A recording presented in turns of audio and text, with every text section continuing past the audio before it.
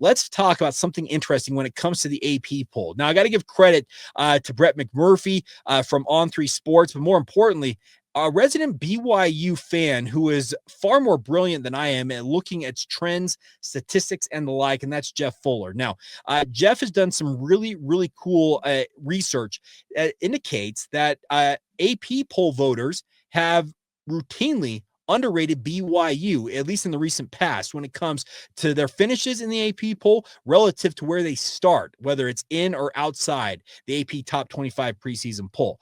As he notes, and you can go to this, it's substack.com. Jeff has got a Substack. Just follow him at JJFuller72 on Twitter. I'm going to do my best to get him on the podcast, actually. I probably should have done to talk about this. But the bigger point is if you look at history, and Jeff's done the research here, is that BYU is the number one most underrated team when it comes to the AP poll. As he points out, 50-year history, total places higher or lower than expected. BYU outclasses everybody with 142 times where they finished higher in the rankings versus than they were expected to. The next closest, the vaunted Boise State Broncos.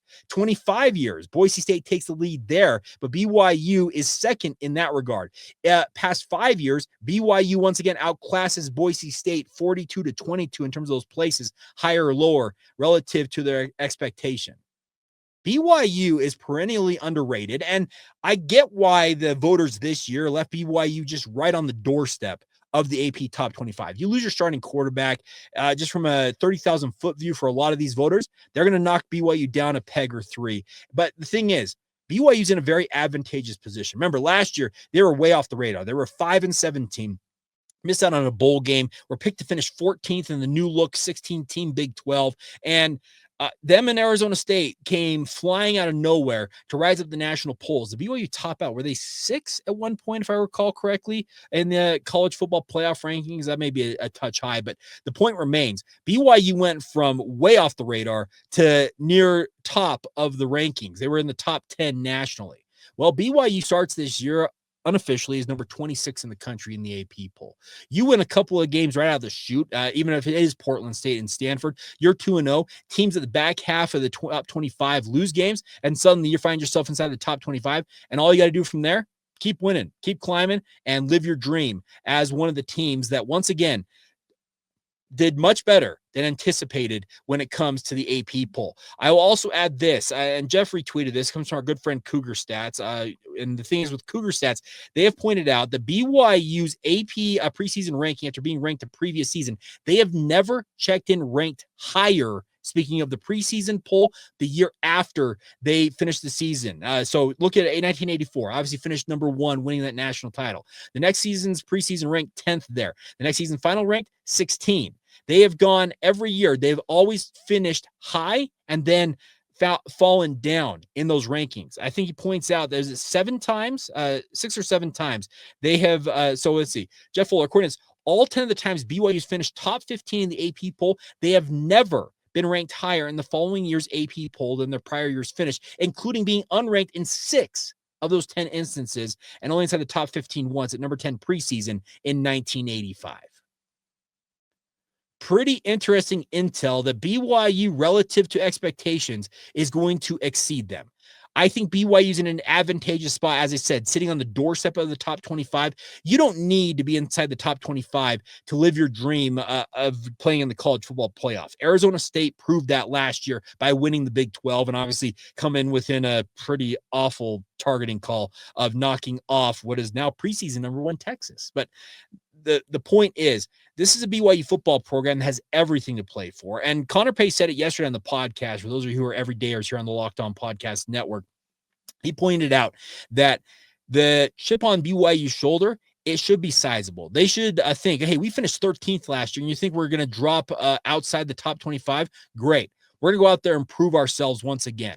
A lot of the guys that had that proverbial chip on their shoulder last year when BYU was just so laughable. I will never forget BYU, were they 8 or 9-0 at the time, traveling to UCF, a sub-500 UCF night squad, and for some reason, a nationally ranked, undefeated BYU football team, according to the odds makers at FanDuel and others, was an underdog to the UCF Knights.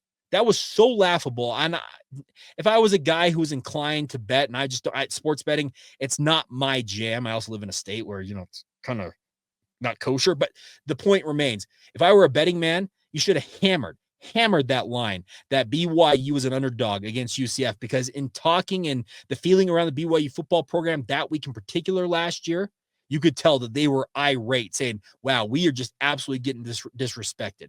I think they carried that chip all the way through that bowl game down there in San Antonio, when all the talking points were all about Colorado, even during the game. I was there in the Alamo Dome watching that game play out. And I can tell you, just watching with my own eyes and the sense I got from the BYU football program, they took all the chatter about Shedeur Sanders and Travis Hunter, the Heisman Trophy, Coach Prime, everything about Colorado seemed to be, it was one-sided. It was truly one-sided in the lead up to that game. And to quote Mike Tyson, is it Mike Tyson? I took it personal. And I think BYU collectively, they took it personal, and they just laid a can of you-know-what on, or open a can of you-know-what on Colorado. That's what I hope BYU understands about this season, is they are in a better spot than they were a year ago, but they still have plenty to prove. Yes, they may have a 18-year-old starting quarterback, a true freshman quarterback starting for them at quarterback, but the other guys around those players, a lot of them are seasoned veterans that went through the wars of the 5-7 in 2023, and then the highs of the 11-2 and the oh so close. We have heard from so many coaches, and you're going to hear it throughout the rest of training camp, that BYU wants to go from what they're calling good to great. That's the quote I think that's going to dominate for BYU this season if they pull it off. That good to great is what BYU is trying to do in 2025.